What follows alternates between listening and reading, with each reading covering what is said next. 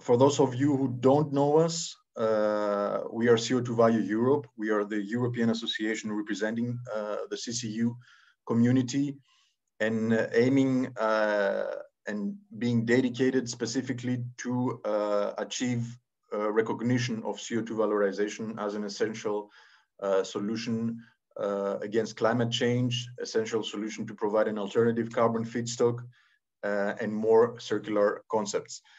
So CCU is not one technology. It represents an array of technologies entailing the use of captured CO2 from point sources or directly from the air, together with renewable energy sources and raw materials or waste materials to be converted into an array of marketable products, fuels, chemicals, materials that we use in our everyday life. So we have the privilege of having in our association the partners and members from the complete value chain of carbon capture and utilization. And it's true that many of those CCU technologies require energy. They require energy to capture the CO2. They require energy to transform the CO2, mostly through the production of intermediates like hydrogen, which is an important energy carrier for the transformation of CO2 into fuels and chemicals. Not all of the processes require energy, like mineralization of CO2 for the production of building materials. Does not require a lot of energy, but mostly fuel pathways and chemicals pathways do require renewable energy. And it has to be renewable so that the life cycle footprint of CCU pathways is positive. Therefore, the interconnection between renewable energy production and CCU is quite straightforward.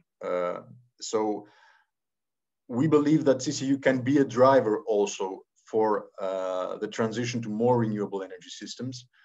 And this is why we would like today to dig a little bit deeper into this question with a panel of very knowledgeable experts that will discuss the issue from different perspectives.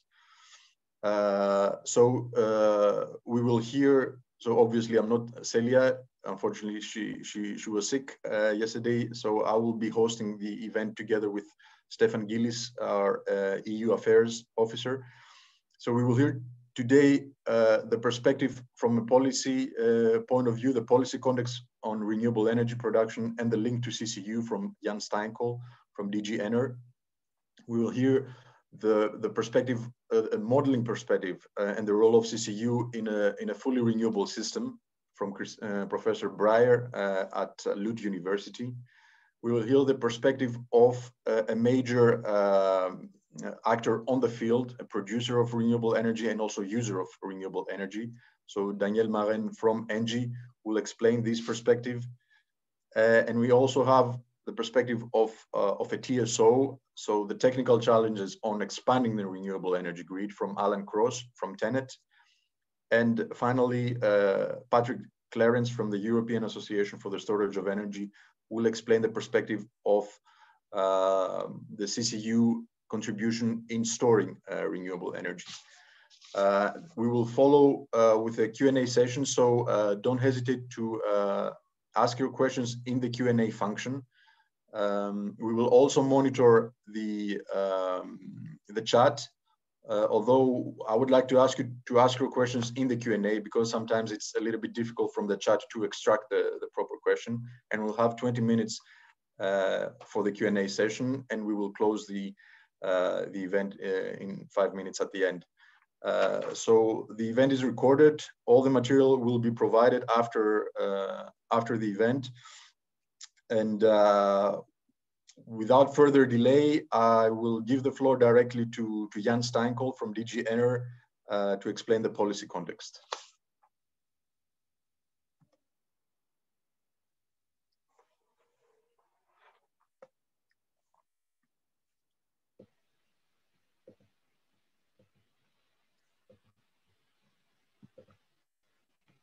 Yeah, thank you very much for the introduction, and thank you for the invitation to this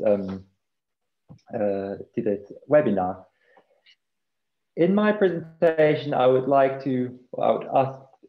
asked to give some of the context around CCU policy in the Commission, and I would first like to start with the institutional context, and then look at the policy, and here especially at our energy policy, and then the two strategies, the energy system integration strategy and the hydrogen strategy, which are very relevant to this link between renewables and CCU, and then look at our main funding tool and mention what the basis for our analysis is.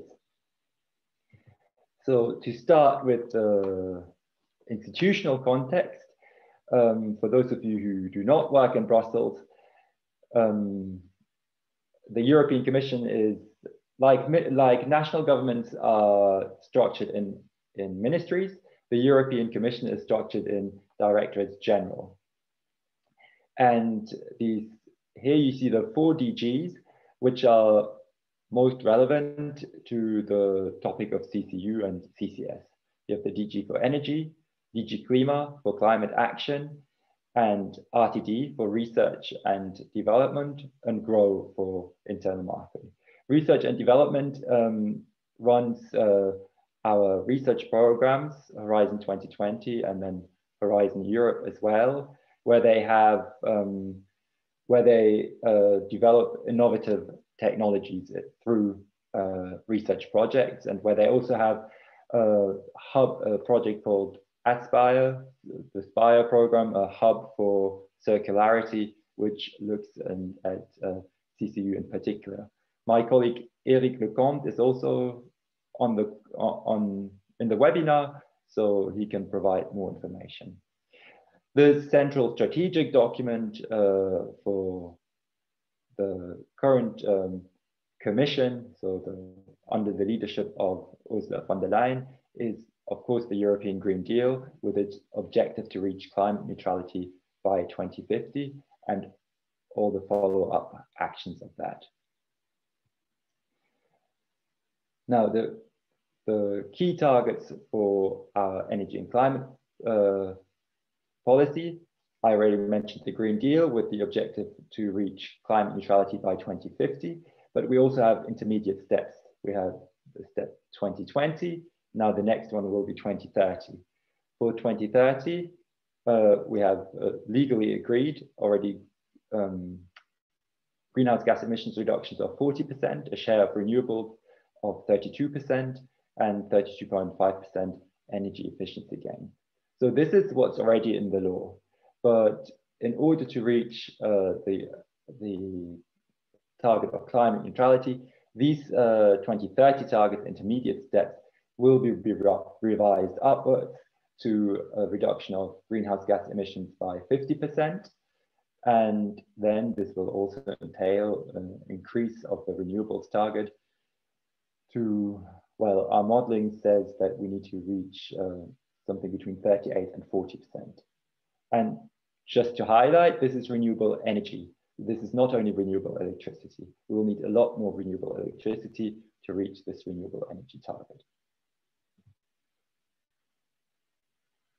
So in order to meet this challenge, we've looked at what needs to change in our energy system.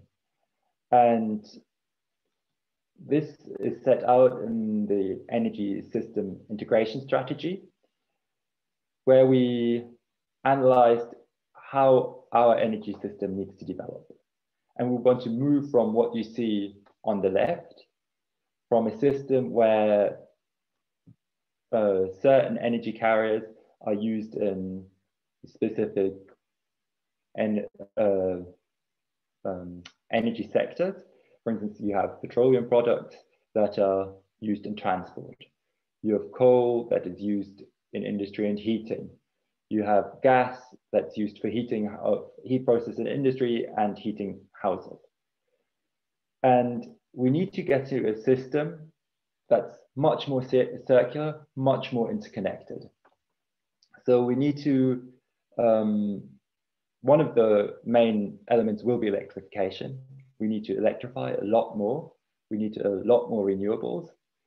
And we need to make much better use of waste streams as well. You know, using waste heat from industrial processes for heating of houses. So we need to get to a much stronger interconnection. And this also concerns CO2. You know, there will be CO2 in the system, which might need to be processed, for instance, into synthetic fuels for transport modes that are hard to electrify. So this strategy also contains a section on enabling carbon capture, storage, and use to support the decarbonization of our energy system. And with that, we have published a hydrogen strategy, which I think is also relevant in this context because it links to the overall objective of a more circular and energy efficient energy system, and to also increase the share of renewables in our system. And this is also linked to CCS.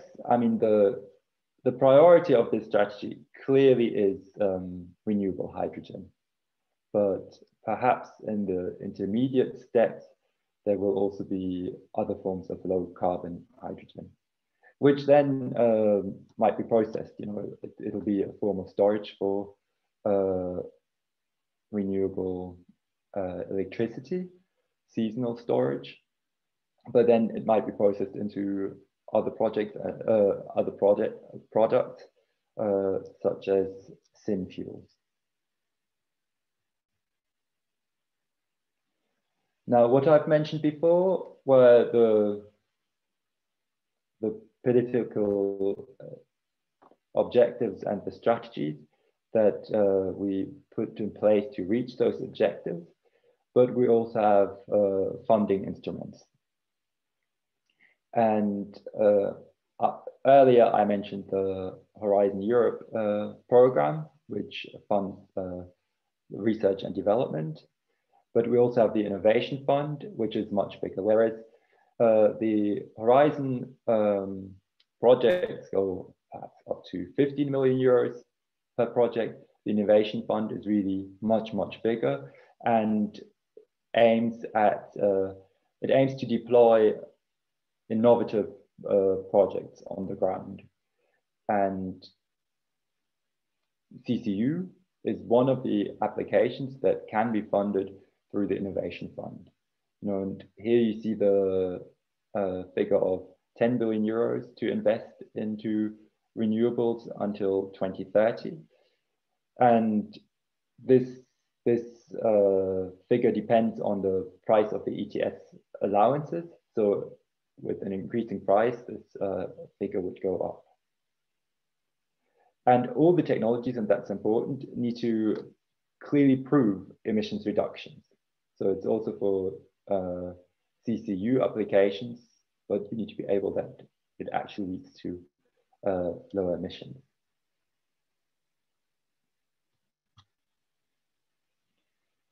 Now, what is the basis for our analysis? And here we have two documents. We have the 2030 Climate Target Plan, for which we made an impact assessment, and you can find the link on the slide. This is where we looked at how can we achieve the emissions reductions of 50 or 55% that we think are needed by 2030 to reach the long-term goal of climate neutrality by 2050. And then we have the overall analysis for a clean planet for all, where we also did a lot of extensive modeling work to see how this climate neutrality target can be reached. And CCU and CCS figure in both analyses. And because so it also, for us, we see that they are needed to reach climate neutrality.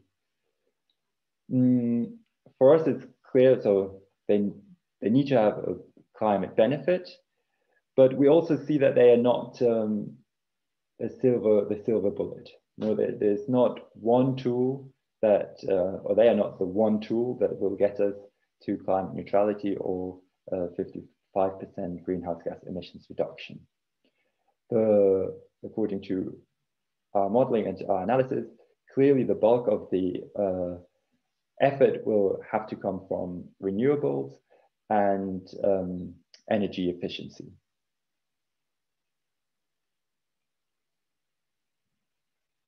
So then there's sometimes the question of whether there is enough renewables to for CCU, and well, we think there have to be enough renewables to reach climate neutrality, and our modeling also shows that there is.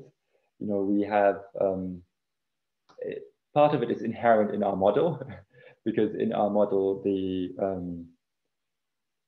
supply always follows demand, and if this is what we need to reach climate neutrality, we will look, or the model will look where the supply could come from. The limiting factor, of course, is public acceptance. But okay, we also consider that perhaps not all the renewable energy that is used will need to come from Europe. You know, we might continue importing renewable energy to reach our targets. And I think with that, I would like to thank you for your attention, and then I'm looking forward to the Q&A later on.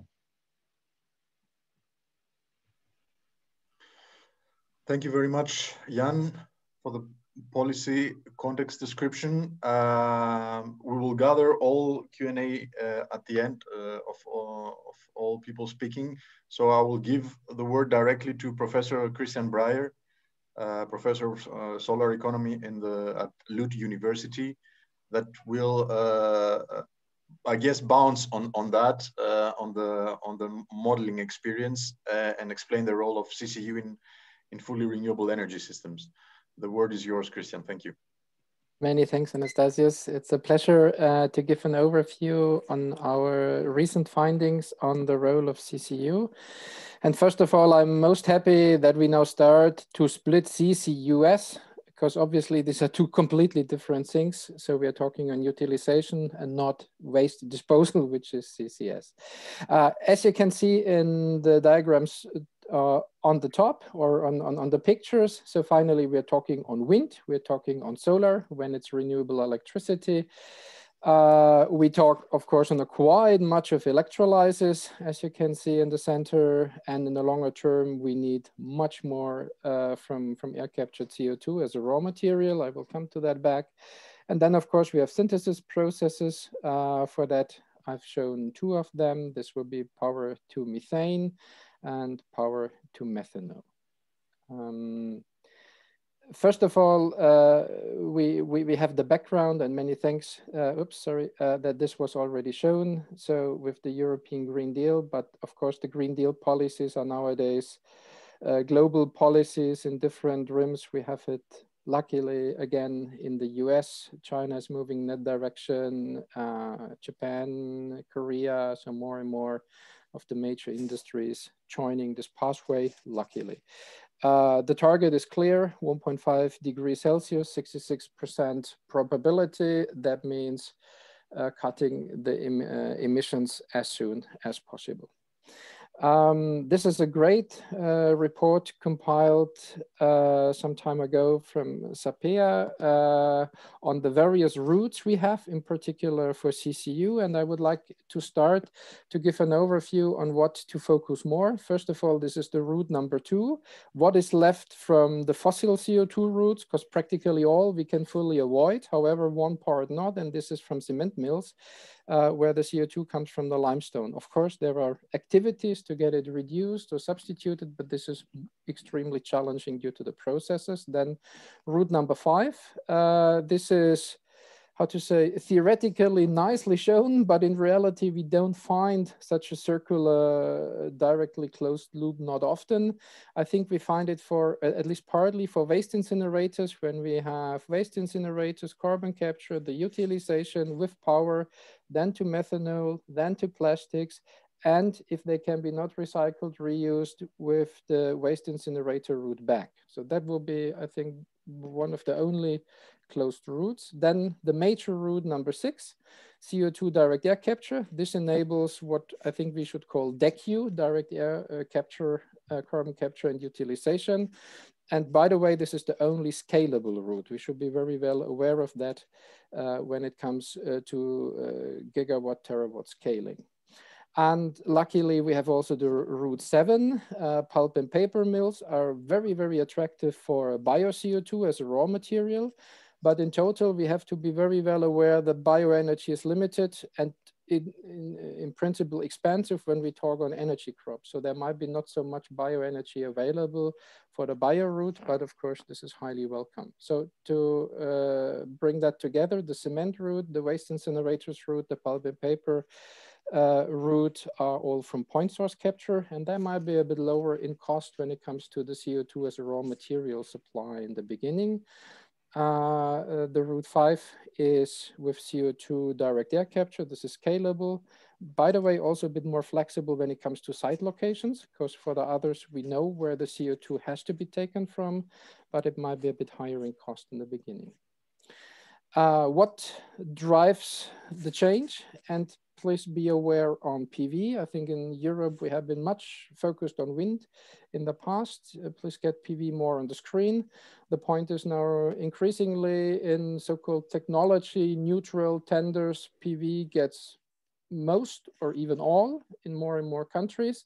And the reason is levelized cost of electricity are low or even lower than wind.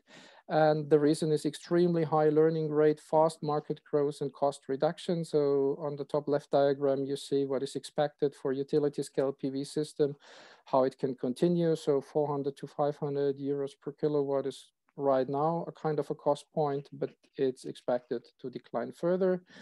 In principle, for the electrification, battery systems are very important. When it comes to power to X process, not that much. At least what we noticed in our results, and the reason is the fast cost decline from electrolyzers, which then enables green hydrogen and the following subsequent synthesis routes. And then should be, of course, industrially kicked off as soon as possible on a larger scale. For industrial scaling is CO2 direct air capture, and then comparable cost curves are to be expected.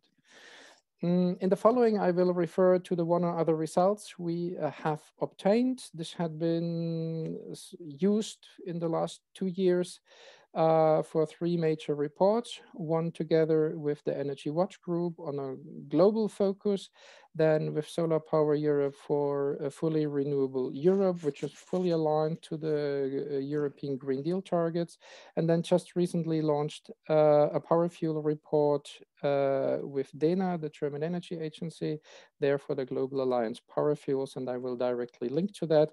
And here you see just a model description, what we all use there. In total, we have a highly resolved model with quite many technologies.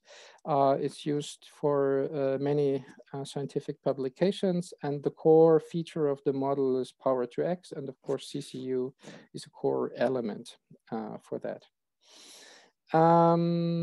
When we talk on carbon capture and utilization, then of course we have to be aware where the carbon comes from, but of course also for what types of products it is used. And due to that, I would like to use the diagram, what you can see on the top left-hand side. This is from this report on a fully renewable system for Europe. So when we have the hydrogen, then it has to be combined in a synthesis process with CO2. And there, in principle, we have the main products of methane directly. It can be liquefied, then it's LNG that will be then globally tradable, very important. But of course, could be also used as a fuel. Just think on marine applications where we already have today LNG ships. And of course, if it's fossil free, then we have a sustainable fuel there.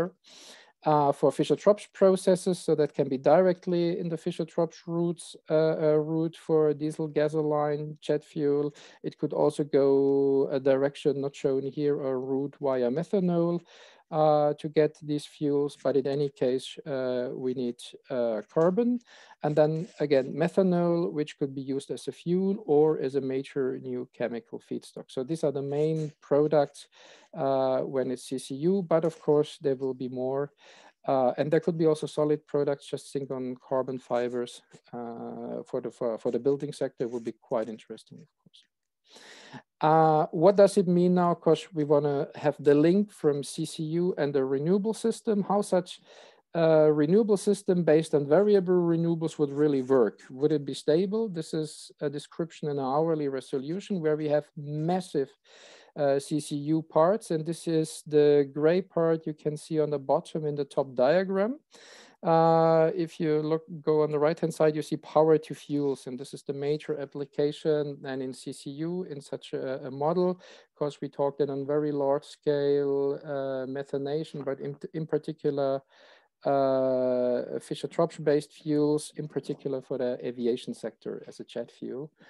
And here you can see in the end, this is a kind of a load following. So whenever there is renewable electricity in a vast amount available, here you can see the best, in the top diagram, it's the best week of the year, best resource week of the year. It's typically in May in Europe with excellent solar conditions, but also really good wind conditions.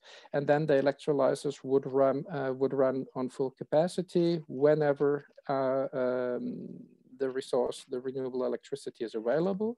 However, on the bottom diagram, you can see the worst resource week of the year, which is winter, very often November week, December week. And there you can see this gray part very, very little. And this is the adaptation of such a system, which still works very smoothly for the synthesis processes, because the variable renewable electricity and the synthesis processes are finally decoupled with a low-cost underground hydrogen storage. Then the electrolyzers, when they are low-cost in CAPEX, which we see just last week, announcement from the world market leader, now to cut the cost by 75%. So this is exactly the way forward. And then we have more flexible electrolyzers, technically already possible, no problem, but then cost-wise flexible with lower CAPEX. And then we have a smooth system on the operational side. Now let's come to the power fuels and power fuels demand. So this is linked and the presentation will be then available. And with the link, you get the full study. So first of all, when it comes to the power fuels, this includes fuels in particular for transport sector, but also for heating, in particular high temperature heating for industry. So process heating, and then chemicals. And first of all, the overall market, these are global numbers, is more or less stable, while you can see hydrogen as a final energy demand goes up in such a kind of best policy scenario. Best policy scenario means in that regard a Green Deal scenario, but globally. Then you see methane with some shrinking and some taking up, but there is a higher risk that more of this methane part is substituted by hydrogen. So currently we have a kind of a lock-in that most of the technologies are linked to methane, but lower cost options might be more linked to hydrogen. So there is some, how to say, downside potential, let's say, but then it would be taken up by hydrogen. Then liquid hydrocarbons. So today we have fossils, we have some biofuels. There in future, there might be much more synthetic components, whether via the Fischer-Tropsch or the methanol route. Ammonia just as a power fuel, but not as a carbon-based power fuel, and then methanol. When it comes to the overall power fuels demand, then you can see, so it's just the same number as on top.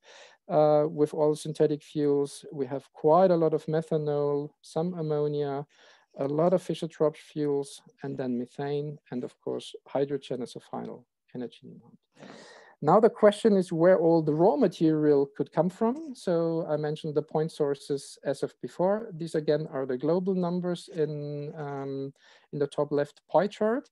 And there you can see this is dominated by the not avoidable CO2 from the limestone part from cement mills. So this is an enormous volume stream.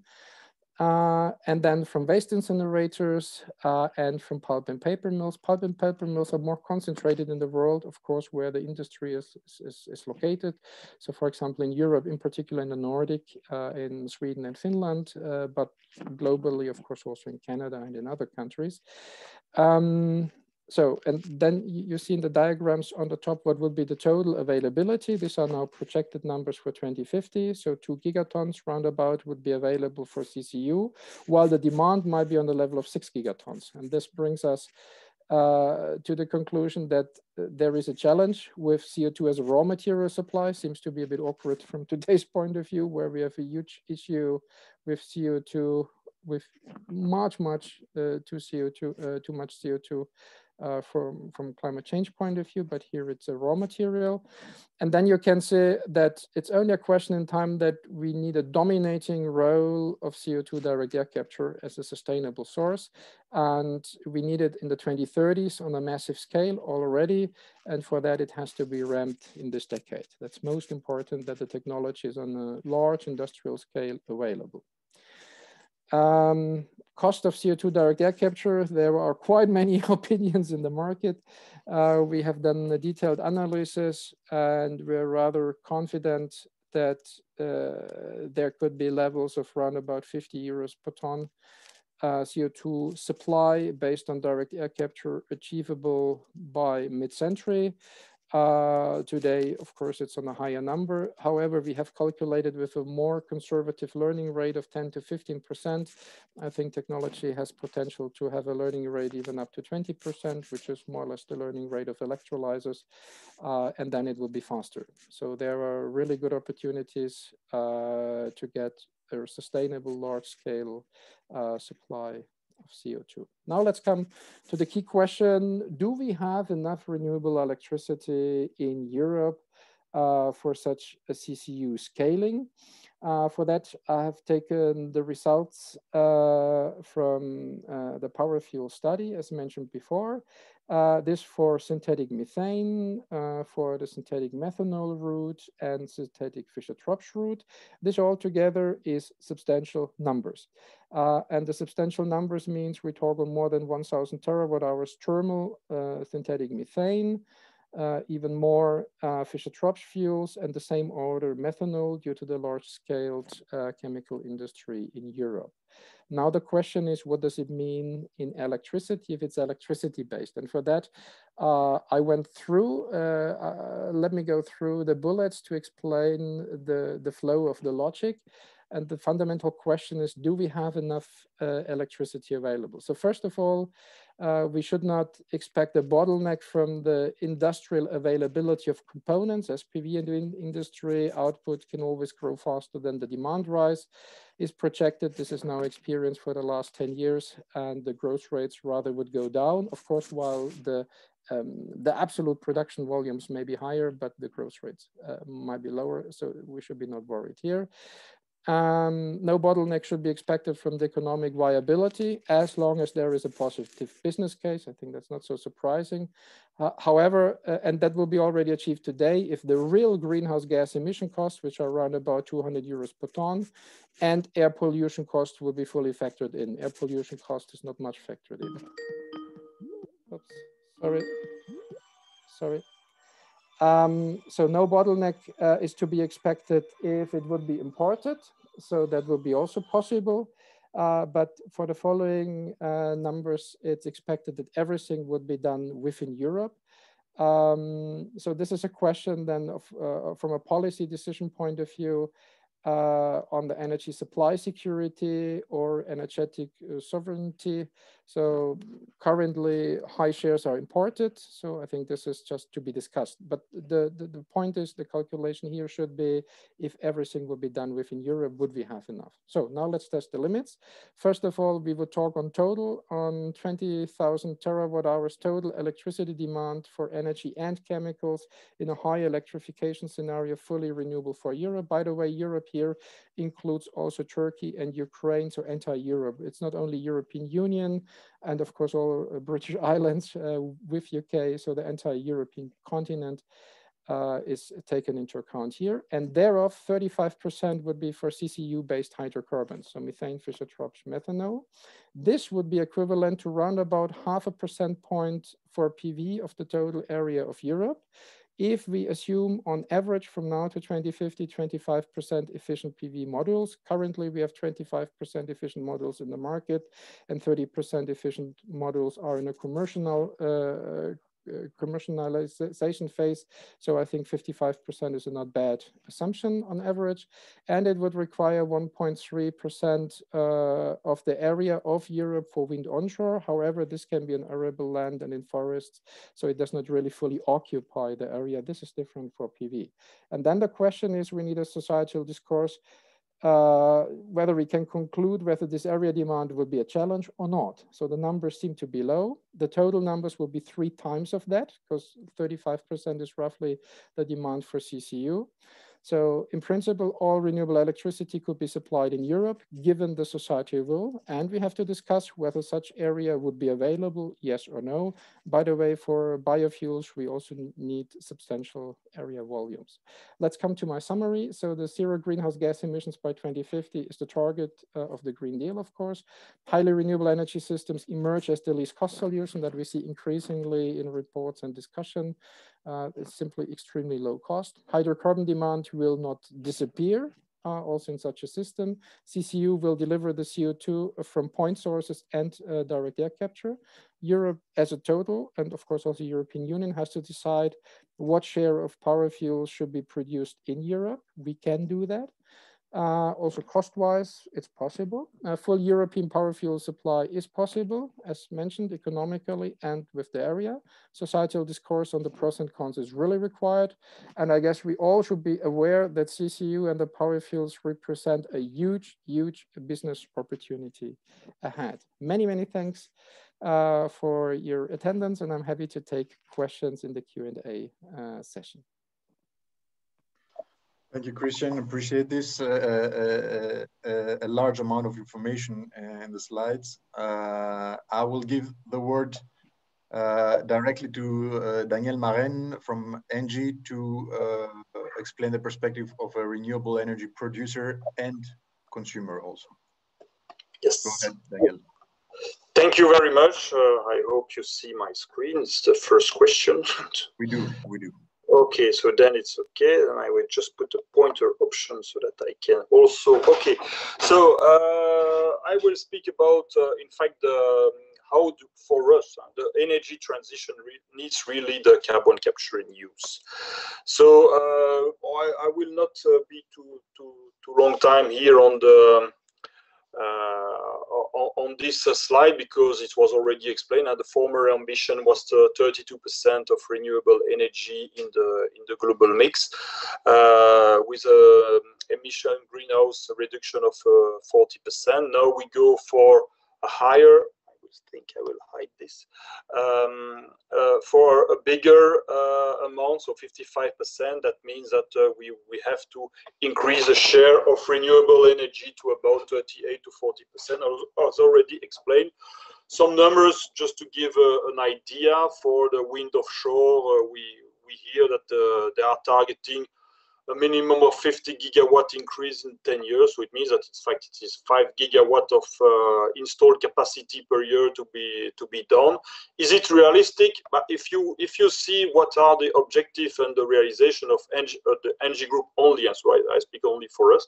There are other group, of course, on energy.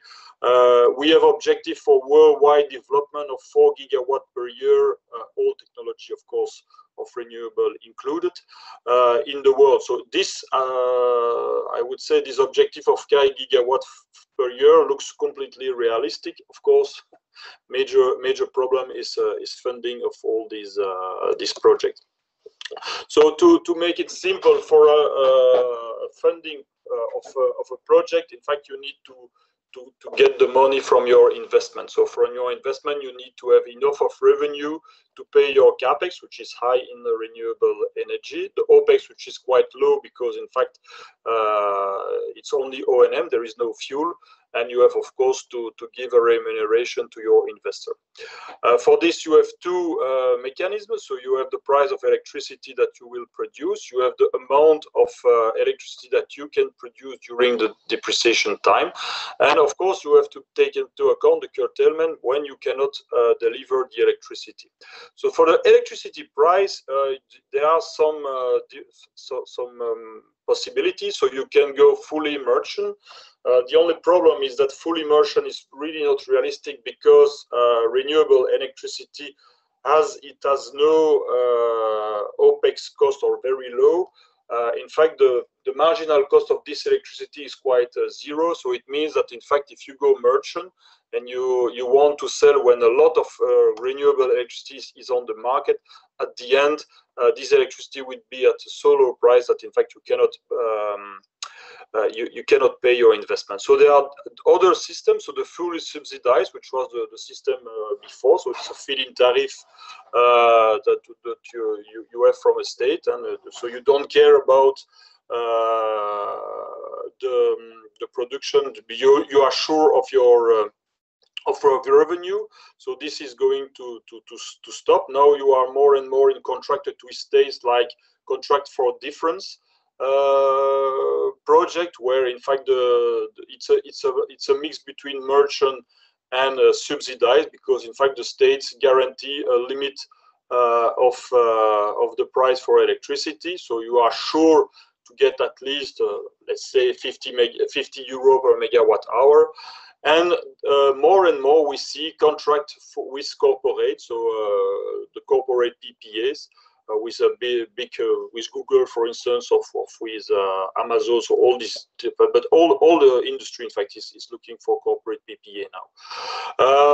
Of course, you have the problem with curtailment. I will come back a little bit after. This curtailment come from two different sources. So the grid congestion, or if there are not enough users when you are producing electricity. So the trend is now we see that the member states, the states are limiting their support. So in some countries, it's only with corporate PPA that you can achieve the finance of your green energy project. Go for the next slide. So this is a bit an idea of the different type of green PPA. So you have the PPA as produced. So in fact, here you see the production of your renewable energy, and here the demand. And so you see that okay, you can buy this. Of course, the user of this electricity should buy the remain electricity. You have baseload PPA, which are much more easy to sell on the market. Of course, this is not directly linked to a dedicated energy production. So it is, I would say, a sort of mix between what you get from the grid and guarantee of origin. So this is typically the baseload PPA. And then you have the PPA as consumed, where in fact the utility give as produced and foresee the delta to give to his customer. So we can give a delta with not green or with green. It depends when you can make some mix with different things. So all this system is working up to the moment that the global production of renewable electricity is below the total curve of consumption of electricity. So of course it is a quite easy system, but there are some barriers today on the legislative point of view. So first, it's not that clear that you can get some PPAs from outside other countries. So it's not that easy. So you imagine in Belgium, if you want to contract a PPA now, but more or less you have no choice, because all the PPAs with the current development of offshore wind are more or less sold.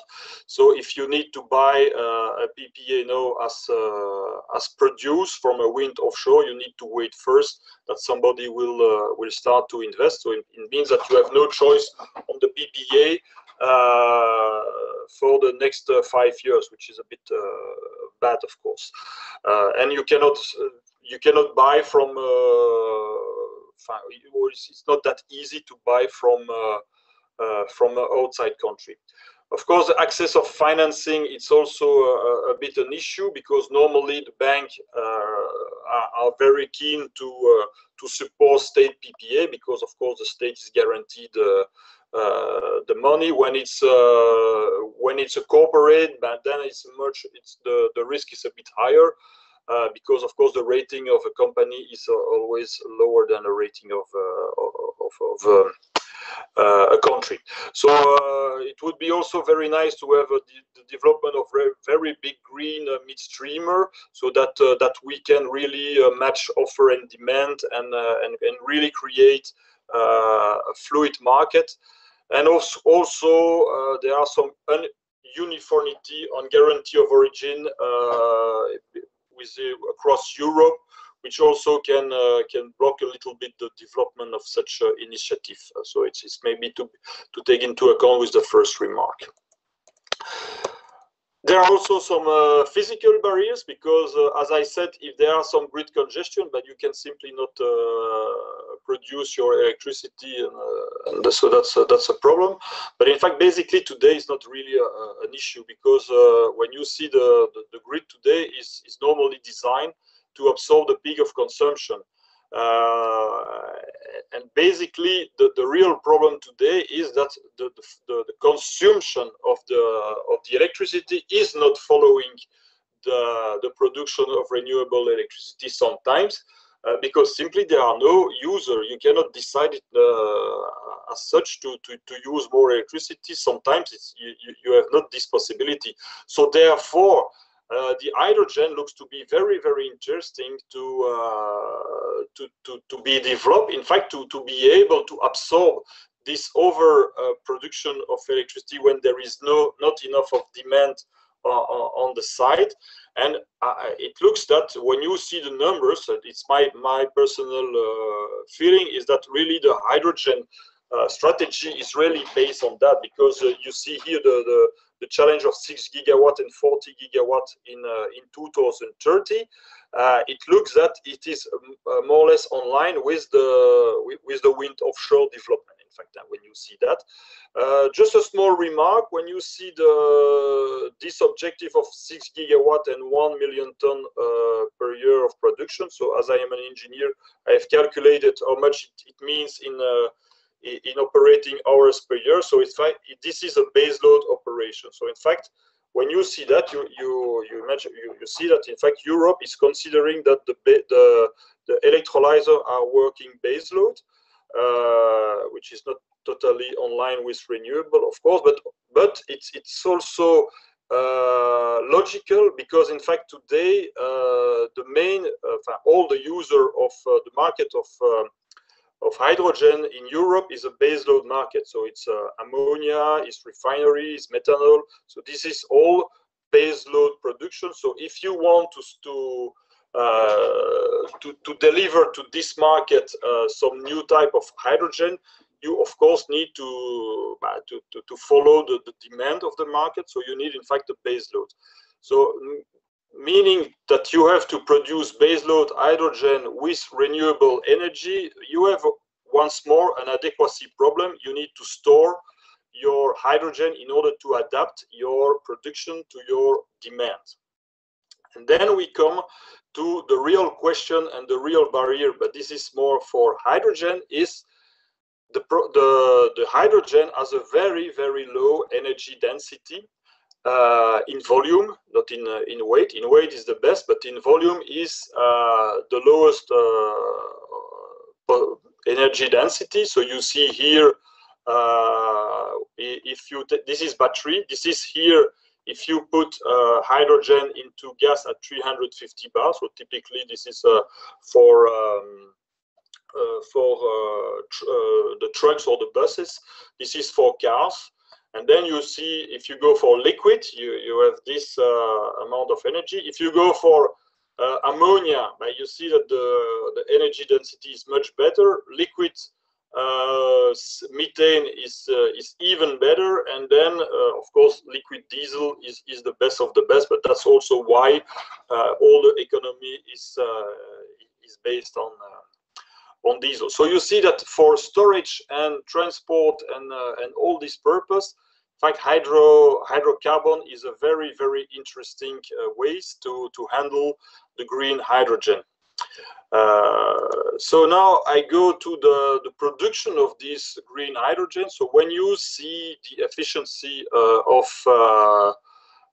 an electrolyzer, so I speak about PEM and alkaline. So the high temperature electrolyzer have, of course, a higher efficiency, but today are not yet TRL9. So I will speak on these two only. So you have about 65% of efficiency.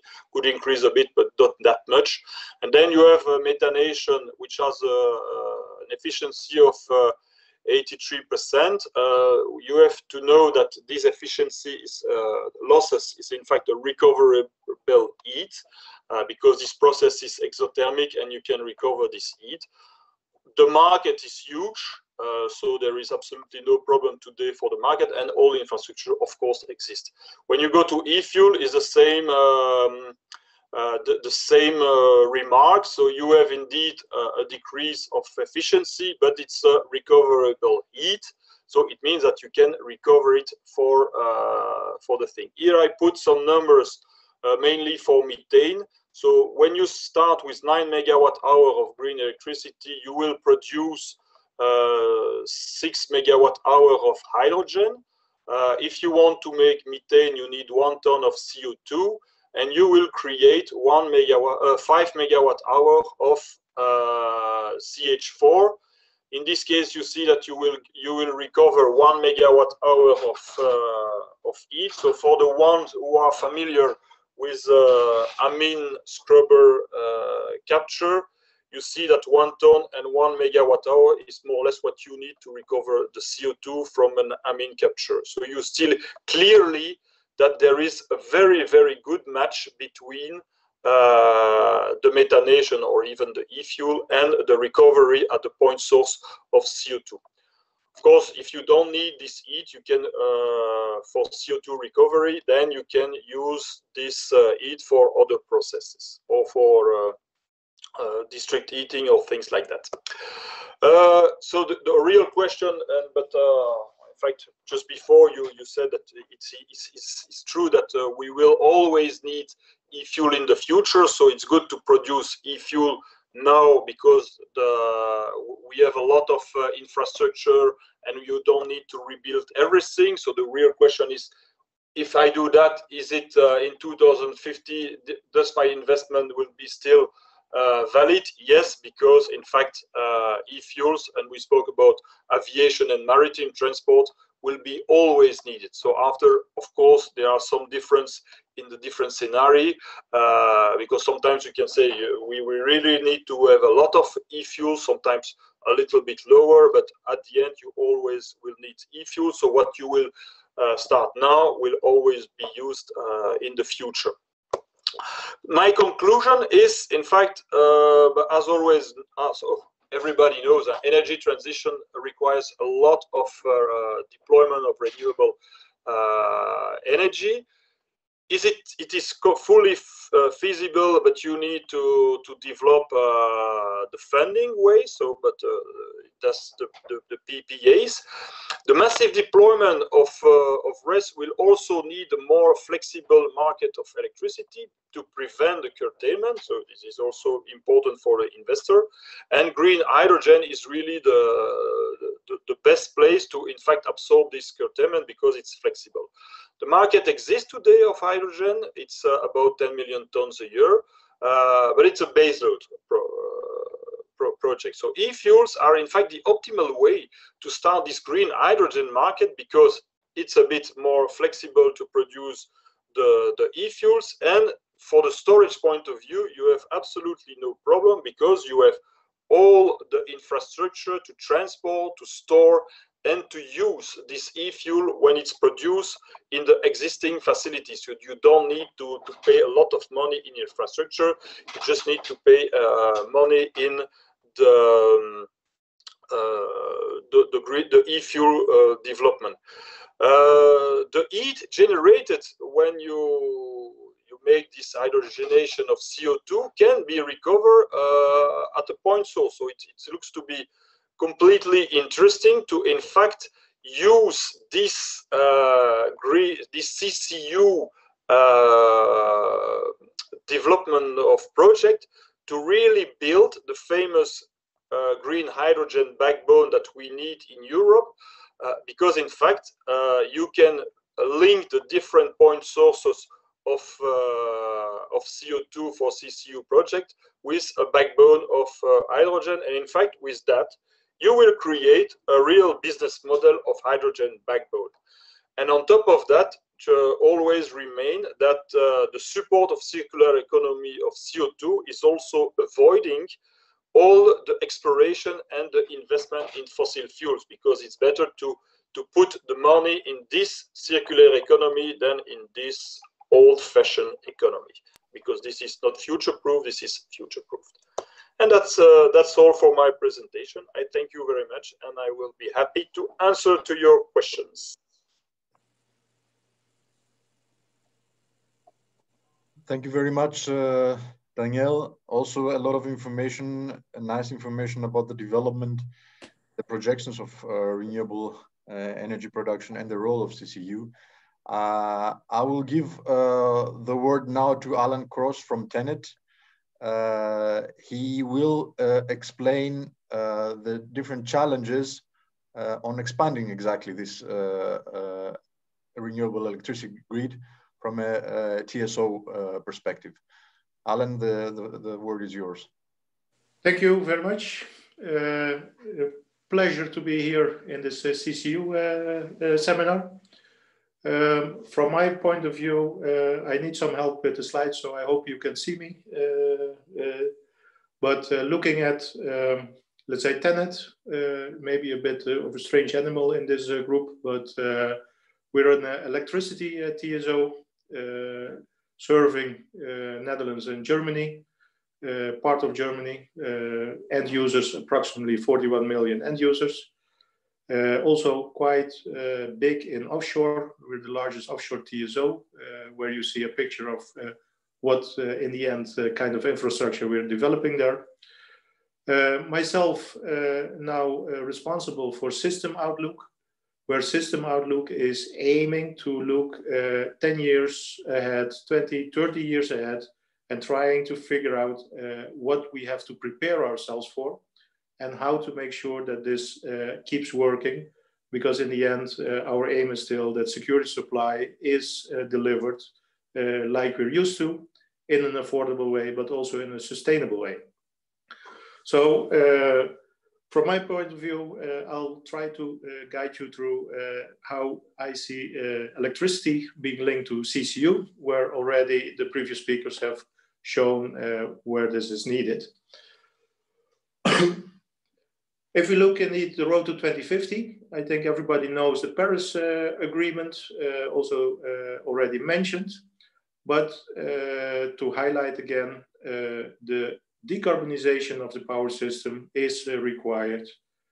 We see there that the energy is going to play quite a big role in the decarbonization.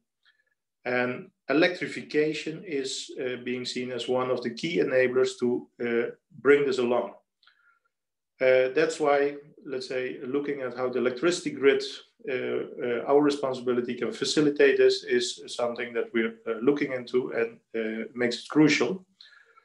But as also mentioned by Professor Christian, you have to go to electrification when, or you have to go to power to X, green hydrogen and synthetic fuels, when direct electrification fails.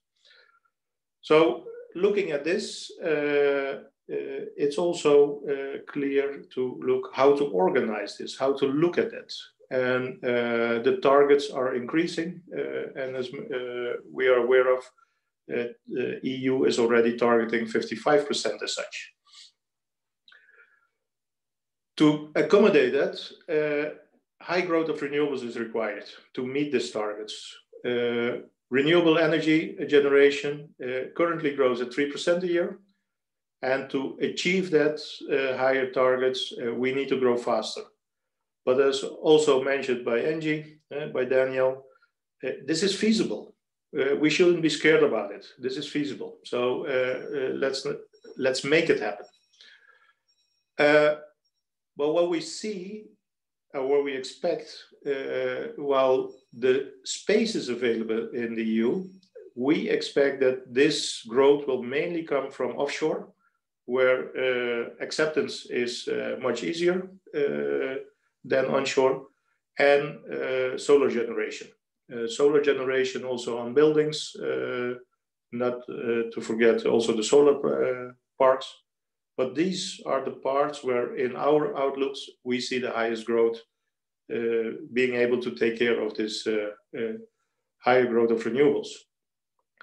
And that means that our electricity mix, what we're used to manage and to balance, to ensure the secure supply, will change significantly. And we're expecting up to 2030 that will go up to approximately 70% a year on average. This is only for the electricity system, as was also mentioned by Jan. The energy system is bigger, but the electricity system is looking at a 70% part only based on solar and wind and hydro. For your reference, I've just read today that the EU, 27 countries, have reached last year 38% of average electricity from renewables. So we're halfway, you could say, going there. This means that if you look where we're coming from, the steep increase is needed. And what we're looking into is indeed the link to CCU. So we see the need in our whole energy system that it cannot be all direct electrification. And a perfect way forward is to look at different kinds of flexibilities, whether that's batteries, power to heat, etc. But another important part in all our scenarios is also the link to hydrogen, so the electrolyzers. And this is where the link to also CCU is made, given hydrogen is one of your starting points going further. In our studies at TenneT, we're focused more or less on the hydrogen, the electrolyzers, the integration between that process and our electricity grid system, how it works and how it picks up. That's where my knowledge is based on. But I think it's comparable with looking at indeed all the other steps after the hydrogen production, which require quite a lot of energy, electricity energy. So that's where we have to be smart as such. Looking at creating electrolyzers, and that's where, let's say, we kind of want to raise a concern. If we indeed go to a full load, let's say a base load usage of the electrolyzer, then we would create hydrogen based on fossil fuel, because that's how our system is currently working. If you create hydrogen out of fossil fuel, our CO2 emission is going to be higher than what it would be on the normal steam methane reforming method. Given that we're looking at targeting CO2 reduction, I think we should be very careful on how to operate electrolyzers. So from our perspective, in all our discussion, we're looking at run only the electrolyzer when there is abundant renewable available. Don't use the fossil fuel generation for hydrogen. be aware of how to make sure we're reaching the CO2 reduction targets. When we're looking at the share of renewables, we're looking also indeed how to accommodate that with our grids. Therefore, we have in Germany the Netzenentwicklungsplan. Today, the new version will be launched and available on the website. In the Netherlands, it's called Investeringsplan. So that has just been published last year, and a new one is on the way for end of this year. And what we see out of that is that there are quite a lot of new investments needed. The next, and that means we're investing currently 3 to 5 billion a year until 2030 in our plans to realize this. This has effect already on grid tariffs, so it's something that we are well aware of. And that means in all our discussions, we're looking at how to balance this in the right way going forward. Because affordability is also one of the targets that we are aiming for. And if you look at electrolyzers, they are huge electric loads. They are something to, let's say, respect. Looking at the Dutch hydrogen strategy and the German hydrogen strategy, they will go up to 9 gigawatts in 10 years' time. And for comparison, this is approximately 7 times the load that we currently already see in Munich or in the Greater Amsterdam area. So you can imagine that where we have built a grid to supply Munich, we now have to be careful on how to supply the electric load of 7 times Munich or the Greater Amsterdam area.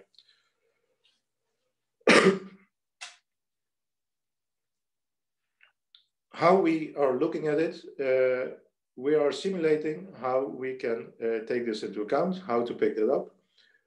And from that perspective, we have seen that where you put them, which kind of sounds logical from our point of view, is highly dependent on how the grid can cope with it. To make this also a bit transparent to all, let's say, our environment, we have also created a power flow simulator where one can play around on itself. It's available on our website, where you can see that if you put a load where the renewables, where we see offshore playing a big role, is picking up, that the stress on our grid will be much less than if you have the renewables, but the load will be much more in Munich, as the right picture shows. There, our current grid will be overloaded and will need quite a lot of reinforcements. So this is something where we're looking at.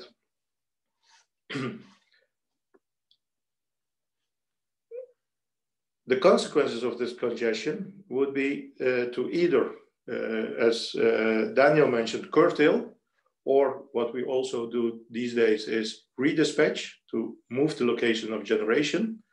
But this can lead to higher CO2 emissions.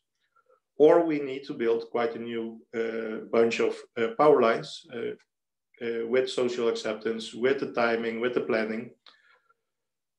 On the other hand, we could also consider where to put this new load. And our, let's say, plea is to indeed put the load where there is also abundant renewables available.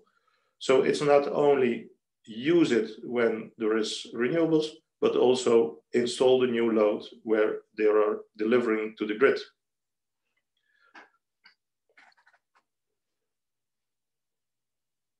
How to link that with hydrogen? Why do we see a good way to put it where you need it? Because we also have looked into what are the possibilities of sector coupling.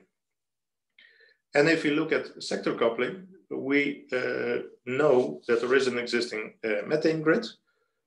And in several studies, it has been proven that we could repurpose the gas grid to transport the hydrogen. And according to studies, this is also possible for, let's say, 75% of the needed hydrogen grid. So we've also heard that indeed hydrogen has a lower density of energy, but the need for hydrogen transport can quite well be accommodated with the existing gas infrastructure. So that's where we're looking at how to organize it if indeed the load is going to be further away for industrial processes, because then it's easier to transport all this energy with gas instead of electric line if you need the gas as an end consumption. So from that perspective, we are looking into shifting around with hydrogen a bit more than what has been mentioned by Angie in liquid fuels.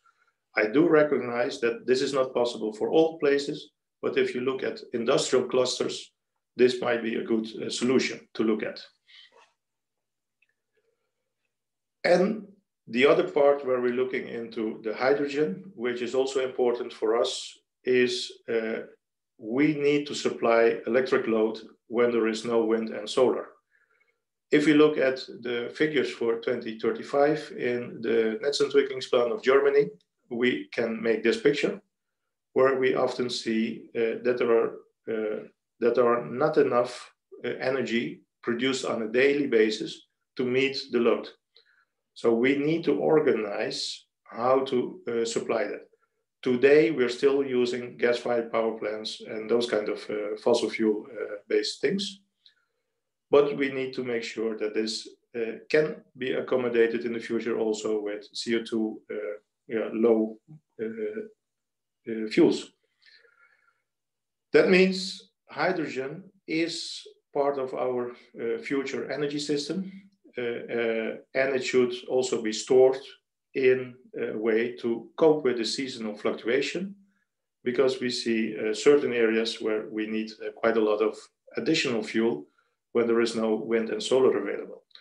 Whether all places geographically hydrogen is the best solution, or maybe in others the liquid fuels are better, this is something that I think we need to understand and investigate going forward, because I think in the end price will also dictate quite a lot.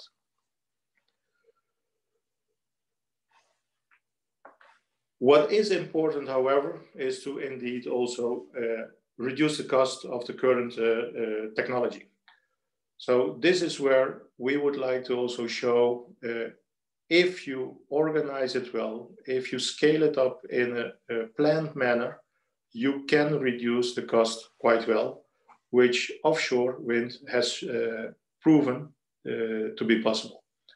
So this means creating roadmaps with clear spatial planning, create a competitive market, stimulate investment through de-risking.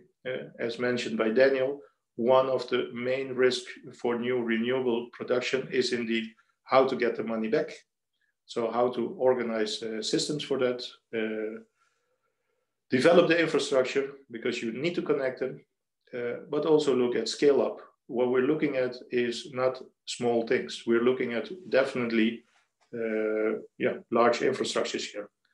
And standardization, of course, will also help in cost reduction programs. So to conclude also my presentation, electricity where needed, but molecules are also important. So how can we make this a love affair? And hydrogen is going to be one of the partners that we are welcoming in the new energy system. We need the right location signals, because then we can help each other. So please don't put all the load in Munich, so to say. We need the right operational signals, so we can also achieve the CO2 reduction. We need to get the cost down, so our customers are also able and willing to pay. But we also need to start today, because these developments need time. Thank you very much. Thank you also, Alan, for this very interesting perspective from a transmission system operator. I will give directly the floor to Patrick Clarence, Secretary General of the European Association for Storage of Energy, and then we will go into a Q&A session with all the speakers. The word is yours, Patrick. Thank you very much, Ernestos. Thanks for inviting us, and I will try now to make the screen sharing going. Just need to find the right way of making this happen. Share, and obviously the one I want is not visible. Here it is. Up. And now the question is if you see my presentation. We can see it. Just. But can you see it in? Which one you see now? Now I see a black screen, and now I see it properly. Yeah. Yes? Yes. Good. So thanks again for inviting me, and very happy to be the last speaker of the session. So I'm sure I can repeat what all the others said before. No, but fun aside, you will see that some of the topics you have already touched will be obviously touched by me too. What I want to show here is more about the energy storage and the sector interface part, and maybe give some recommendation what we see is important. One of the important points is also to have this CCU part recognized properly. So EASE is the European Association of Storage of Energy. We have the whole value chain as our members. We have component suppliers, equipment suppliers, we have utilities who use them, or developers, project developers. We do have distribution system operators, transmission system operators, research centers, consultants. We have really the whole bunch, and very innovative technologies from startups and very proven technologies which exist since a long time, like pump hydro. So this is what we are, and that's why we push for storage, and the business case is for storage. And we see obviously a big role of energy storage through CCU, meaning using hydrogen and then using CO2 to make the different fuels and gases and others. Patrick, this is Stefan from Silicon Valley Europe. Currently, we are seeing the presenter mode of the presentation. Oh, this was my question. Yeah, I don't know how to do this. Wait. Let me try to change this.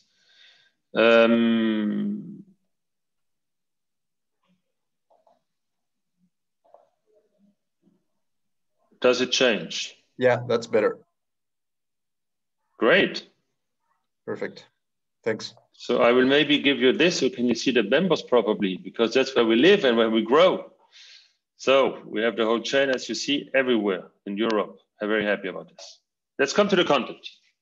So you have been seeing this. And why do I show it again?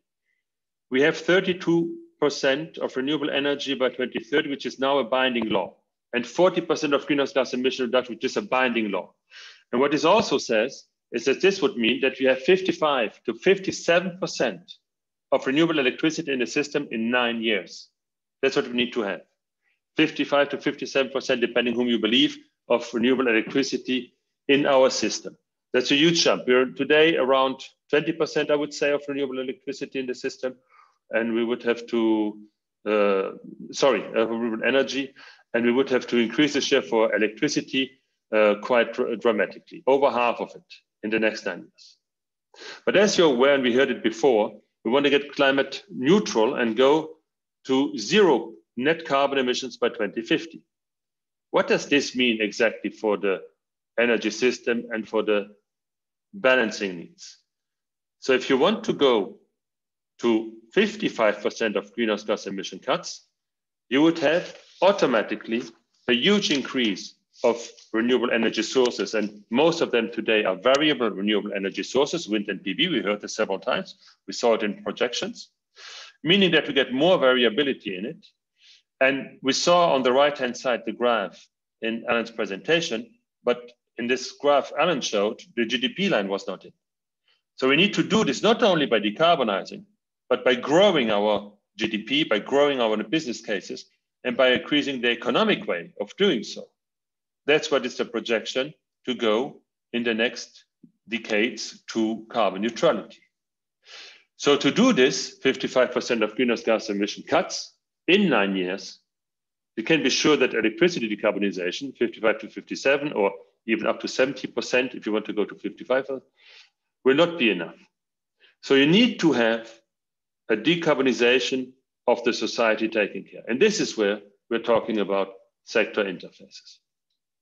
So we see that obviously the power system can have flexibility and storage and demand-side management, which is partially storage, is helping. But if without the sector integration or the smart sector integration or smart sector coupling, you can use the terminology you want, you will not be able to achieve this. And we see this more and more. So we need to decarbonize the heating and the cooling, which is very often in Europe. If I'm in Belgium, most of the heating in Belgium is done via natural gas. We need to decarbonize the transport, and we see these electric vehicles, which are a big player, but it will not be all, obviously. And therefore, the others where electrification is difficult to achieve, we have, or not cost economic to achieve also, we have hydrogen based fuels, hydrogen based gases, and other ammonia chemicals and so on, which can be used in this process. And this is where we all, by deciding to go to 55% of decarbonization in 9 years, will have to put the biggest effort, because this is the one we need the biggest support. And we saw this in the whole morning. So what are we talking about? And I wanted to show you this graph, the intraday storage in Spain in 2015. This is only for Spain. It was done by Endesa, the Spanish utility.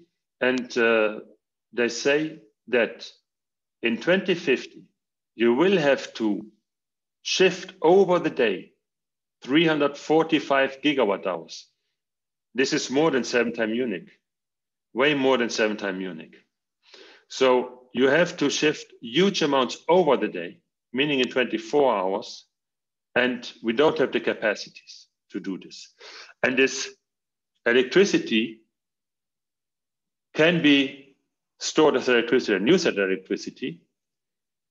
But when you talk about this, the seasonal needs, which are 72 times the capacity you need for intraday storage, there you will come to the limit of what batteries could provide. So you will have, obviously, to balance these seasonal needs, to look at different possibilities. We talk about synthetic methane, fuels, as I said before, chemicals, and all the others. Heat storage is also a solution in there. And to understand the amount of energy we need to shift, I wanted to show you these 2 slides I just showed. It is mind-blowing. Very often people don't realize about which quantities we are talking about. So we say that basically CO2 utilization and hydrogen utilization, which we classify in the family of chemical energy storage solutions, is helping to rebalance the excess capacities, which we saw on these slides from renewable power generation. And we see that also industries more and more cannot sell their electricity or energy to the grid. If you look at the waste incineration, which I put in here, we heard it also before. This is very suitable because it has already the operational cost covered by this main function, which is waste treatment, hygienization, destroying the pollutants in the waste. And then it's getting energy out of it, which is sold to the grid if the renewables do not fill the needed supply. And therefore, this waste incinerator, which needs to run 24/7, can then use electrolyzers to produce in quite cost-efficient ways and in a decentralized way, because waste incinerators are typically in or near the cities, hydrogen, which can then be used in form of fuels or others. You see that obviously the grid will also profit from this huge deployment of electrolyzers. And we saw Alan saying, pay attention, you need to consider the high load of these and the peaks. But it means also that you can absorb a lot of electricity when you need to absorb it. So this flexibility should be used by the grid, obviously. We think we could use synergies. And I also support what Alan said about the fact that we could use gas and industrial complexes already optimized. So using a gas infrastructure to feed the gas to industrial complexes. We obviously see also a pool for these renewable fuels and renewable gases, which would be done on base of CCU. by having the legal requirements to use them in the Renewable Energy Directive and Fuel Quality Directive. So there are some requirements to really pool, also a market pool over this. And finally, we need to ask ourselves if we should not reinvent the wheel every time and maybe find a fit between the different sources, infrastructure, and so on. And one of the possibilities is that we have a lot of existing power plants who are getting less economic, but which have all the connections. They are connected to the transmission system.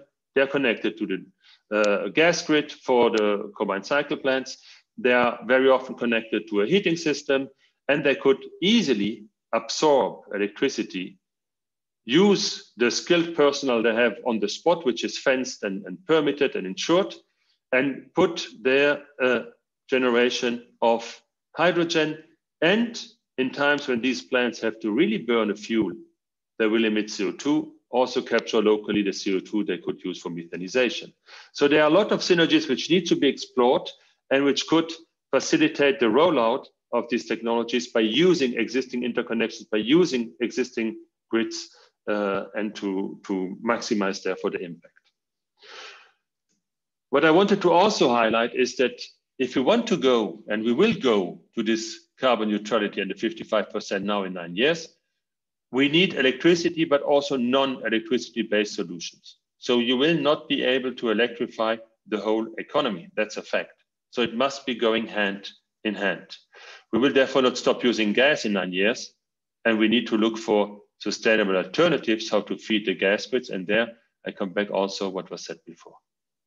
So we see this power to gas and power to liquid being a necessity, but we heard some problems and hurdles we need to address to overcome the rollout,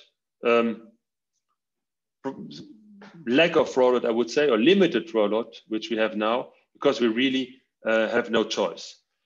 And we in EES believe that obviously we need to have these definitions which are on the way, but still we heard it, the low carbon hydrogen, blue hydrogen, fossil-based hydrogen, and all this needs to be clarified, and all these gases needs to understand the carbon footprint, what's in, and we're on the way, but we need to do it fast, and we need to make sure that this is then used around Europe and not having every country using its own definitions. Obviously, we should, in this classification, identify clearly the carbon footprint so that we can have these PPAs and others based on, also for the fuels, PPA for fuels, based on these identified classifications. We have some recommendations on the EES website for this. You can go and have a look at those, where we try to go more into the details. But what is also important, and this is not clear today, and at least it is not clearly stated, even I find it personally very logic, the CO2, where it comes from, is, in my opinion, not important. If the CO2 is from a fossil fuel, or the CO2 is coming from direct air capture, as long as the source of CO2 has been released in compatibility with the provision of the EU ETS, once this has been compatible with the EU ETS, then you should not look at all where the source of CO2 is coming from. Then you should only look where the energy carrier is coming from. So if you have a renewable energy carrier and you make hydrogen, renewable hydrogen, then you have a renewable fuel which is CO2 neutral when it's burned, independently of where the CO2 is coming from. And I believe this needs to be clarified, because otherwise we will always have questions about how these renewable fuels have to be categorized. So basically, to sum it up, we see that there are a lot of energy storage solutions who exist, who capture and use CO2 in order to make carbon neutral gases and fuels and chemicals. These applications obviously help the air quality and CO2 emissions reductions. And we heard it, if it's properly supported, the prices will go down. Christian Breyer was very confident, who said, yes, we have enough electricity, we have enough knowledge, everything will work fine out. In Alan's presentation, we had a question mark: will we have enough green hydrogen to achieve all we want to achieve? I think the debate is not closed, and we're coming back for this Q&As now. That's all for me. Thank you very much. Thank you, Patrick. Thank you all for your contributions. We have around 15 minutes now for a Q&A. I will at the same time look at my notes because there have been quite so many questions in the Q&A section. So I will start first with, I think I will use the order of presenters, starting first with Jan. We've heard a lot about the potential of offshore renewable energy, and there is the offshore renewable energy strategy of the European Commission. Would you be able to say a couple of words on that to see how this would evolve in the future? Yes. Maybe I should have mentioned that the presentation already, that strategy already in my presentation.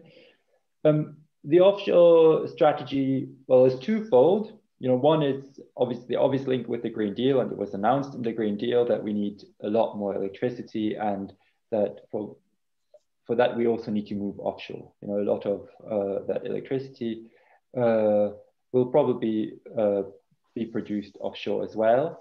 The strategy itself takes a wider approach. We look at offshore wind, how to roll it out, but we also look at new offshore technologies.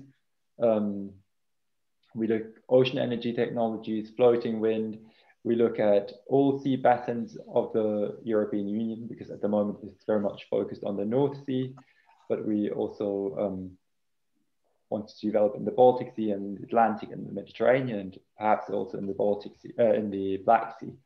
So in the strategy, we take a more comprehensive approach, also looking at questions of European leadership, European export potential, industrial development in Europe and jobs. And we look at how the electricity network needs to change to make hybrid projects, so an integration of infrastructure and generation capacity possible. But this question of how do we get all this electricity that we produce offshore, how do we get all this in whatever form to shore, is also a question that we continue to work on. Thank you, Jan. And another policy-related question would be whether we could be expecting subsidies for CCU projects that are at local scale, not let's say, not at a high scale as you've mentioned with the Innovation Fund, for example, but more locally small-scale projects. Well, the Innovation Fund will have a call for small-scale projects as well. So this will it's open. It has opened. Okay, yeah. The deadline is in March for submission. So this is specifically targeting small-scale projects.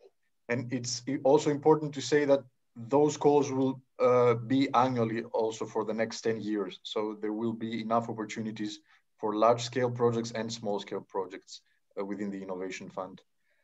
I will turn to Christian now. There have been some questions on the source of CO2 and how is your model taking into consideration fossil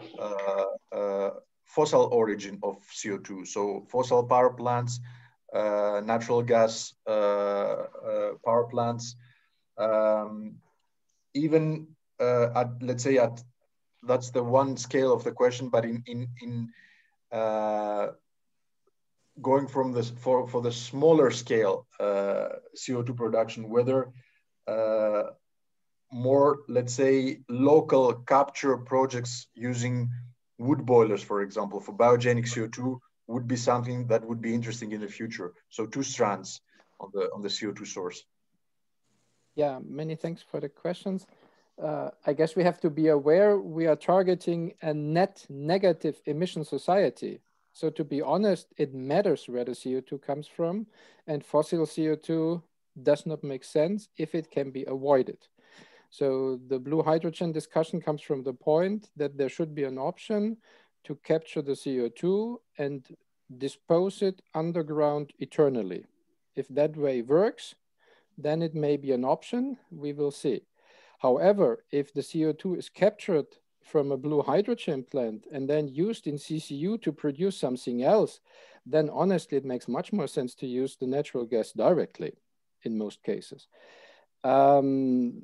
So I don't see a rationale there. And even net zero is not anymore the target. The target is net negative if we really follow what is said by the IPCC, because our 1.5 degrees, 66% carbon budget is used in 5 years from now with the latest publications we get from the climate scientists. So 2050, by the way, is already much, much in delay.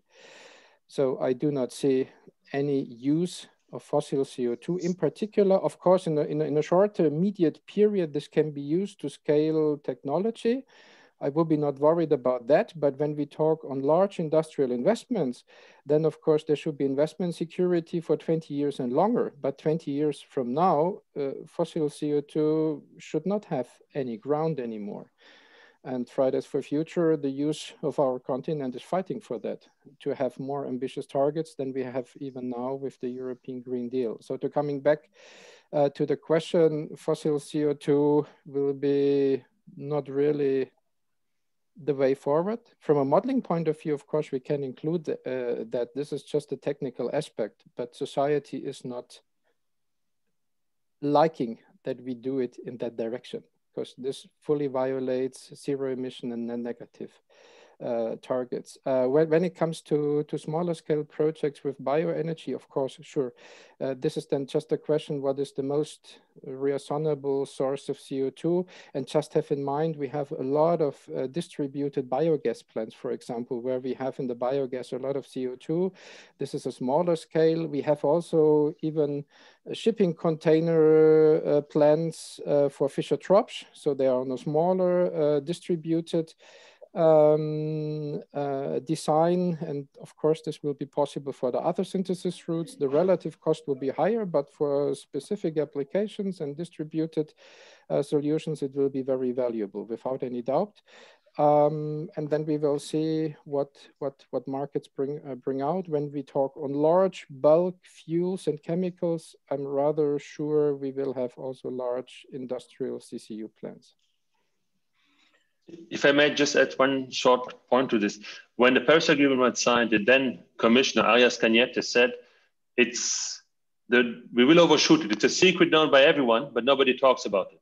We will overshoot the targets 1.5 degrees. So we need to go CO2 negative, and that's the real discussion we have. So it's exactly what you said, Christian. That's a question which is not in the mind of the people, but this is what it's about, how to get CO2 negative. Yeah. And then when you look at the biogas part, today already, the small scale biogas you mentioned, they have making methane and they need to separate the CO2 out of the streams. And they have a purity of 99.7% of CO2, pure CO2 already today. If you put another scrubber, if you want to go a bit higher, 99.9 or 999, that's easily feasible. And when you look then that they're very often located because they take biomass, which is waste biomass, they use this for the methanization or for the anaerobic digestion. Then they're located in the waste production, so in the waste energy plants I mentioned in my example. And there you're having a lot of waste heat at low temperature, which is not so suitable to make electricity because it's 400 degrees and 40 bars, so it's very less compared to the big electricity plants. And they are perfectly suited to use the heat in the stripping of the CO2 separator or in other parts. So there are a lot of synergies we can use and need to look at. Fully agree, yeah.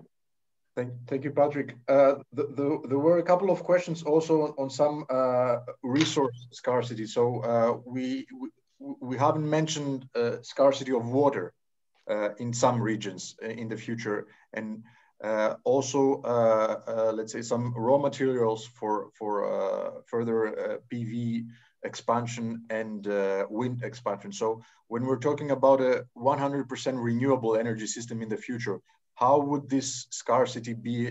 Would it be an issue would it influence our plans? Yeah, that's excellent point. On water, I would be not worried much. For example, when we have a direct air capture, it's the question how it's operated. If it's a low temperature process as from Climeworks, then it can be even operated that there is a water surplus or water zero. So even the water could be provided from there. Otherwise, if there will be no water, it's still the question, can be the water transported there? Because so much water is not really needed if you do the volume calculation for the green hydrogen. Otherwise, the option is the other way around, to bring the electricity from fully arid or desert regions, but we do not have that many in Europe. But then the electricity could be transported to the point of synthesis.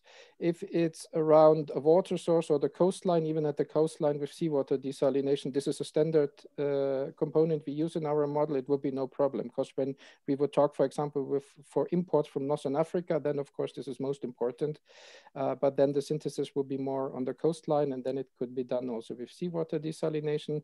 Raw material shortage for PV is not known. Currently, silver is used for the electrodes, but this can be fully substituted with copper, which is huge volume available, at least for the relatively little amount for photovoltaics, and the rest for photovoltaics is aluminium based on bauxite, or the silicon itself, or the glass, which is finally based on quartz sand, or it could be even taken from stones with a bit more energy. So solar is for sure not the bottleneck. When it comes to wind, we have to check in detail which wind turbine types are used. With neodymium and dysprosium, we may get a challenge, but currently we have rather the challenge that extremely low-cost PV is kicking out wind. So I'm more worried that we lose the wind in larger shares than that we have not enough raw materials for wind. But of course, there are other approaches with direct or self-erected magnetic fields where we would have then larger gearboxes or more material required there, but not neodymium and dysprosium. So in principle, there would be a way out, but it seems to be manageable. And of course, what we have discussed before from the different electrolyzer types, maybe this is something one of the other experts could respond to.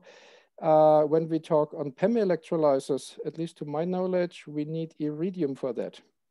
And if iridium can be not substituted, then this will be never a scalable technology in the terawatt scale. So maybe someone can comment on that. But with alkaline electrolyzers seems to be fine as well. This link between energy and water, of course, doesn't only exist for hydrogen. It's also something that you see in fossil fuel use.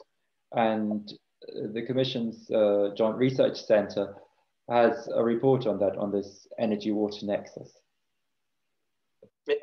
Maybe if I may, I could also add that the CCU is a part of the solution for the water, because you are recycling the water simply by the reaction of hydrogen with CO2.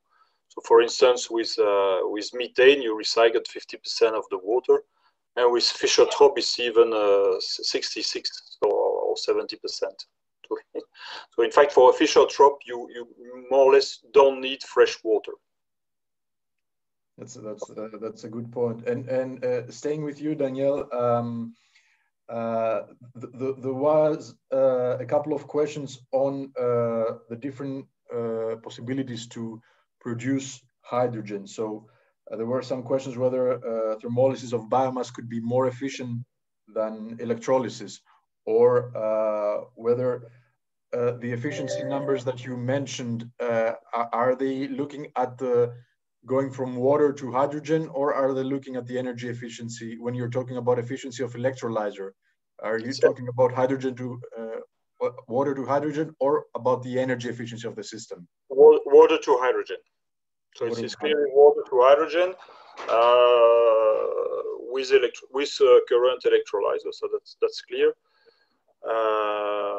So that's the first. And the other question, I know. I missed the other question, sorry. The other was whether biomass to hydrogen would be something that could be more efficient than water electrolysis. personally, I think that biomass must be used for heat purpose, and because it's much more efficient to use their biomass. I don't know, Christian, if what is your feeling, but to use biomass to create hydrogen and then to use it for other purpose, I think it's really a loss of efficiency. When you have biomass, use it directly the most as you can. I fully agree. We just recently did a review on power to X in scientific literature, and the more you go back to the past, the more you find such routes. So biomass to hydrogen, the more you are in the present, the more these routes disappear. And the fundamental reason is energy crops are limited, have sustainability limitations, and are finally expensive. So finally, we have the byproducts, the residues, and the waste from bioenergy. This is rather limited, and that we should use as efficiently as possible. And this would be longer chained hydrocarbons. So if we have a biojet fuel, we need jet fuel. I think this is rather clear, and we need biomass for high temperature heating purposes, where it's also very valuable. But hydrogen is the most easiest to get with an electrolyzer from electricity. So there it will be a waste of a limited resource from my point of view. Yep, and maybe to come back, one thing it's very important to understand is that hydrogen is not and will never be the first option for decarbonization. It's the last option. So the first option for decarbonization is electrification, maximum electrification of everything, because you use directly the electricity from the sun to somewhere. Biomass, you have it, so use it. So this is a second very important, and use it on a proper way, because otherwise it will also re-emit some CO2 and even some methane sometimes, so which of course is not that good. And hydrogen is and must remain the last way, the final way to make the decarbonization. So don't focus everything on hydrogen. Don't say that hydrogen is the best option.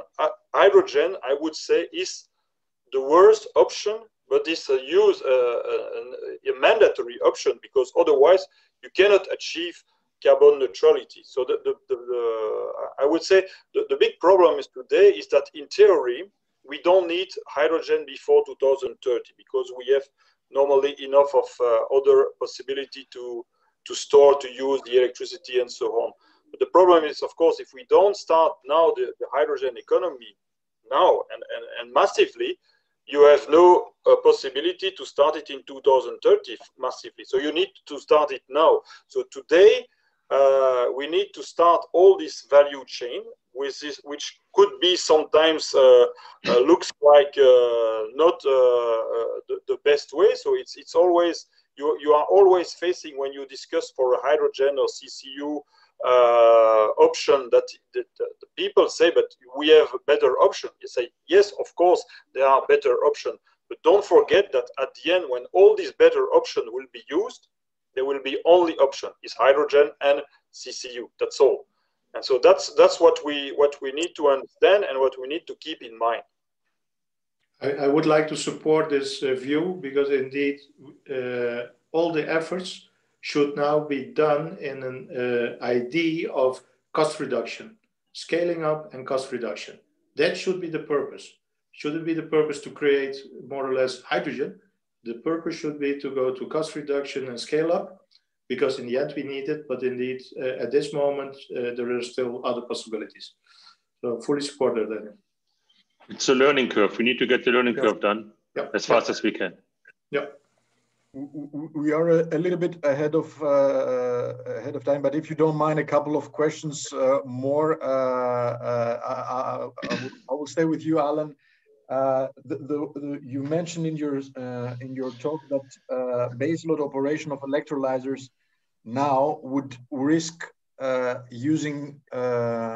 emitting more greenhouse gas emissions than hydrogen from natural gas, for example. And the question would be, is this only focusing on the hydrogen production, or you are considering also the use of hydrogen and what kind of emissions could be saved from that point of view from a system perspective?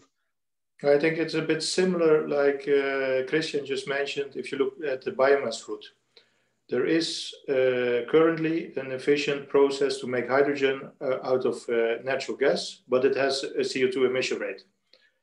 If you would create hydrogen out of natural gas through the electricity route, your efficiency rate drops. So you're producing more CO2 than you would if you would do it directly. And that's why start at the beginning with the CO2 low carbon, or let's say completely zero by wind and solar, to create the hydrogen. So that's, let's say, the message that I want to make. Don't take a bypass, because then as a society, we're doing the wrong things. Okay. There was a question on the policy side for Jan. Is it still in the minds of the Commission for a decarbonization strategy by June? Let me make sure that I... decarbonizing the gas market, sorry. A legislative proposal for decarbonizing the gas market by June. Is this always in the plans of the Commission? Could you say something on that? I would have to check the work program. Okay. I didn't work on natural gas. Okay.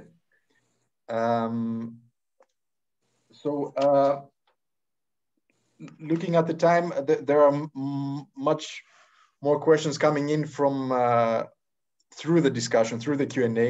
I would like to ask you, because we'll have to close now, but I would like to ask you of your availability of the panelists to, we will gather the questions and maybe you can have a written response, a concise written response to share afterwards with the attendees. I would like to spend a couple of minutes now to close the workshop with the main points that I, let's say, extracted from this discussion, and please intervene if you like. So we understood from the presentations that there shouldn't be a reason that there will not be enough electricity to accommodate also CCU pathways in the near future and in the long term, because the demand is high, so the supply at some point will reach this demand, as Jan said. We've seen that CCU products, CCU fuels will always be needed and will provide a business opportunity in the future.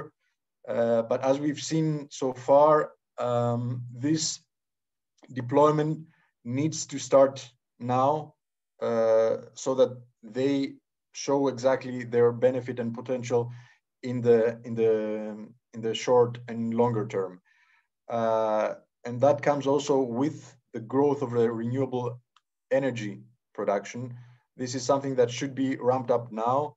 We've heard from a TSO perspective that we shouldn't be afraid of that. There is no reason to be afraid of that and not to pursue this avenue. But we need investments on that.